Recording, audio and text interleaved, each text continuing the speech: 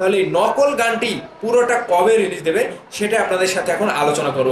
তুফান সিনেমার উড়াধুরা গানটি রিলিজ হওয়ার পরে একদল একেবারে এই গানটি নিয়ে নকল নকল করে অভিযোগে কিন্তু মানে সোশ্যাল মিডিয়া গরম করে ফেলছিল।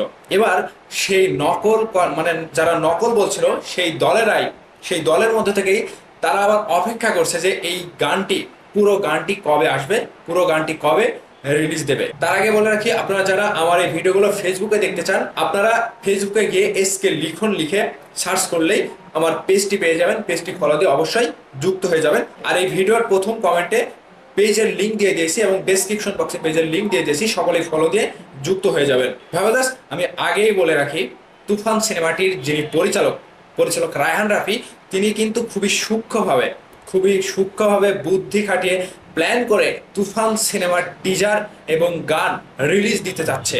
তার মাথায় যেটা খেলে তিনি সেটাই কিন্তু করে।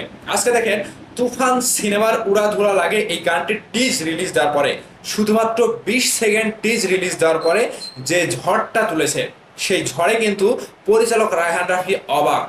তিনি একটা আফসোস করছে যে আমি কি জন্য পুরো গানটা রিলিজ দিলাম না।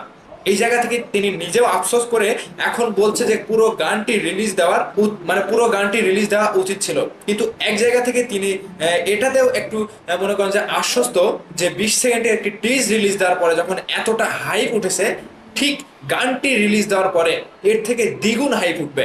এই জায়গা থেকে পরিচালক রায়হান রাফি বলছে যে তুফান সিনেমার এই উড়াধুরা লাগে এই গানটি তারা কবে নাগাদ রিলিজ দিতে পারে এই সম্পর্কে একটু ধারণা কিংবা তিনি সরাসরি কথা বলেছেন। তো আমি আপনাদেরকে জানাবো যে এই গানটি, পুরো গানটি যেহেতু নকলের অভিযোগ উঠেছে, তাহলে এই নকল গানটি পুরোটা কবে রিলিজ দেবে সেটা আপনাদের সাথে এখন আলোচনা করবো। ব্রাদার্স, তুফান সিনেমার পরিচালক মানে বাংলাদেশের এখন 1 নাম্বার পরিচালকের কাতারে পড়েছে। কারণ বাংলাদেশের এরকম লো বাজেটে তুফানের মতো টিজ কখনো রিলিজ হয়নি বাংলাদেশের সিনেমার ইতিহাসে। যেখানে 10 কোটি টাকা সিনেমা 100 কোটি টাকা সিনেমার ফ্লেভার দেয়, 100 কোটি টাকা সিনেমার হাইপ তুলে, তাহলে পরিচালকের সবকিছু মানে সবকিছুর একটা প্রশংসা করা যায়। কিন্তু আমাদের বাংলাদেশের সিনেমা পুষ্পার সাথে তুলনা হচ্ছে, বাংলাদেশের সিনেমা কেজিএফ এর সাথে তুলনা হচ্ছে, তাহলে এখানে অবশ্যই পরিচালকের অবদানটা অনেক বেশি। আমরা এখন ওদিকে না যাই, এখন চলে আসি এই গানটি উড়াধুরা লাগে। এই গানটিতে শাকিব খান এবং মিমিকে একেবারে নাচিয়ে ফেলেছে তারা। স্টেজে পুরো স্টেজ জুড়ে জাস্ট একটা অস্থির ব্যাপার কাজ করছিল। আর এই উড়াধুরা লাগে এই গানটির 20 সেকেন্ড যখন সোশ্যাল মিডিয়া কাঁপিয়ে দেয়, তখন শাকিব খানের ভক্তরা, বাংলা সিনেমার যত দর্শক রয়েছে, সকলেই কিন্তু এই গানটি পুরোটা শোনার জন্য অপেক্ষা করছে যে আসলে এই গানটি কবে নাগাদ রিলিজ হতে পারে।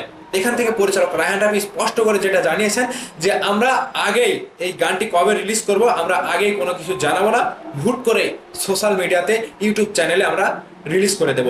তো এই জায়গা থেকে আপনাদেরকে সবসময় অ্যালার্ট থাকতে হবে যে তুফান সিনেমার উড়াধুরা লাগে এই গানটি যে কোনো সময় পরিচালক রায়হান রাফি যে কোনো সময় রিলিজ দিয়ে দিতে পারে।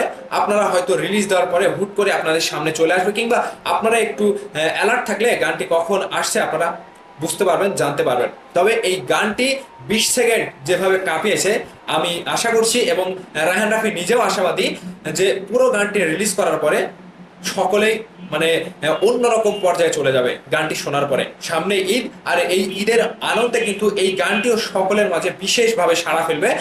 মানে আগামী ঈদের একটি নাচের গান হচ্ছে এই উড়াধুরা লাগে রে এই গানটি।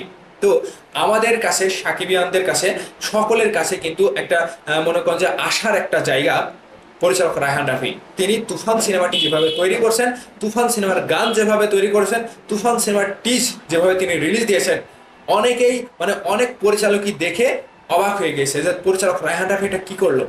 বাংলা সিনেমার ইতিহাসে তুফান একটা অনন্য সাড়া ফেলতে চলেছে। এই জায়গা থেকে সকলে আমরা বলতে পারি যে হ্যাঁ, আমাদের বাংলা সিনেমা আরো সামনের দিকে এগিয়ে যাচ্ছে।